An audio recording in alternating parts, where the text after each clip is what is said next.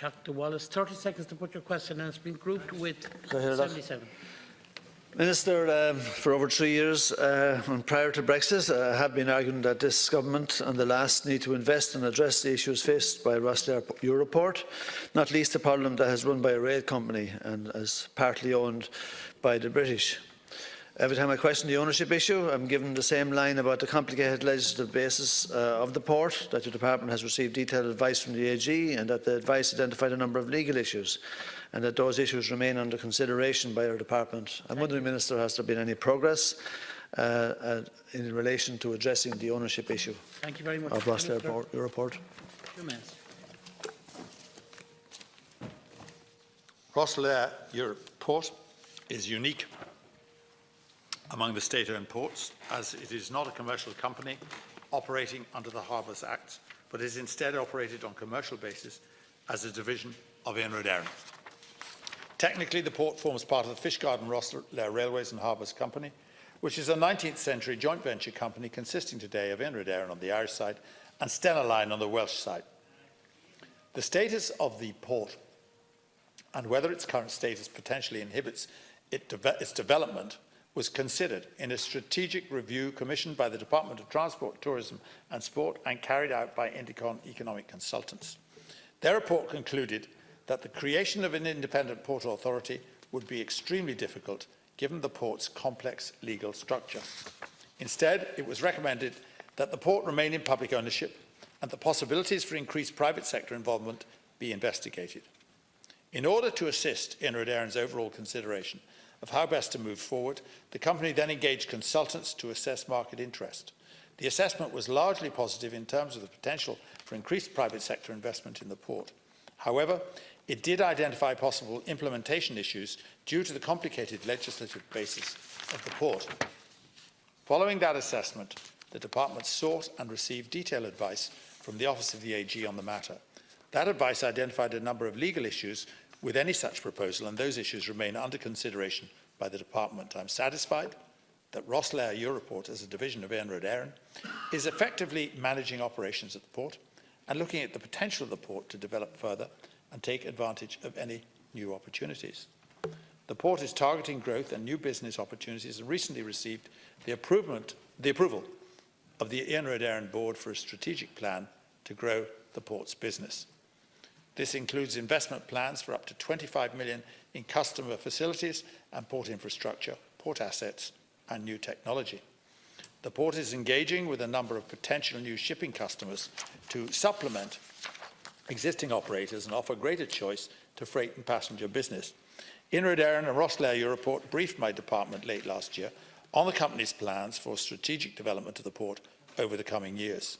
Finally, Brexit will have implications for a number of key ports and airports, and Rosslare continues to work closely with my department and a range of other relevant government departments and offices in preparing for the additional border controls that will arise from Brexit.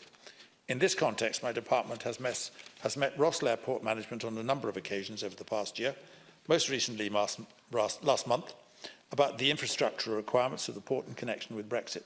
My department has also been meeting ferry and shipping companies regarding their plans for dealing with the challenges of Brexit. Thank you very much. Deputy. Thanks, Cordo. Thanks, Minister. Minister, you said in here on the 3rd of May last year that the structure of the ownership, which is somewhat unorthodox, certainly needs to come under more immediate scrutiny than it has, and that will happen, you said. But it doesn't seem to have really happened, Minister. I was wondering as well, Minister, a couple of weeks ago the Minister of State for Defence brought a delegation to Brussels to meet the Transport Commissioner to stress the need for investment in Rosslare. You might explain to me, Minister, why the Department of Defence has got involved and why it's taken until now, on the eve of Brexit, for someone to wake up and say we need to do something about Rosslare, the closest port of the state, in the state, to mainland Europe. I mean, I fail to understand, Minister, why Rosslare hasn't been developed into a strategic harbour a long time ago. And I was just looking at the CSO figures, Minister, from 2016, and in terms of arrival tonnage, gross tonnage, Rosslare was 32,000 tonnes, Cork was 18,000 and Shannon 10. And maybe I'm wrong, but are they not getting more investment than Rosslare is? And in terms of footfall, Rosslare had 268,000 in 2016, which compares pretty well against Dublin's just under 500,000. It's actually over half what Dublin was. And yet, it seems to be getting left behind in what is a deprived county, which could do with a boost with Rosslare being given greater priority. Thank you, Minister. As I've already said, Rosslare Europort is a commercial operation. It's operated as a division of Éireann. As such, any state investment, as the Deputy probably will know, would not be legal under EU regulations on state aid. However, as the Deputy will know, Rosslare Europort, as a division of Éireann, is effectively managing operations at the port and looking at the potential of the port to develop further. The 2017 Éireann annual report showed operating revenue at the port of 10.6 million, surpluses at the port approximately 2.5 million per annum. Éireann recently completed a detailed report on the development potential of Rosslare. The port is targeting growth and new business opportunities and recently received the approval of the Éireann board for a strategic plan to grow the port's business. This includes investment plans up to 25 million in customer facilities and port infrastructure, port assets and new technology. Thank you very much. Yep. Thank you. Final minute, Deputy. I know that there's 25 million going into Rosslare, but compare that with there's plans for the government to invest 587 million for infrastructure at ports in Dublin, Cork and Shannon. And Rosslare is getting 25. I mean, it's a drop in the ocean in terms of port infrastructure. By comparison, Minister, Dublin Port plans to invest $1 billion over the next 10 years. And in 2018 alone, there was 132 million investment in Dublin Port. So really, it really doesn't look to me, Minister, as if the government regards developing Rosslare as a priority.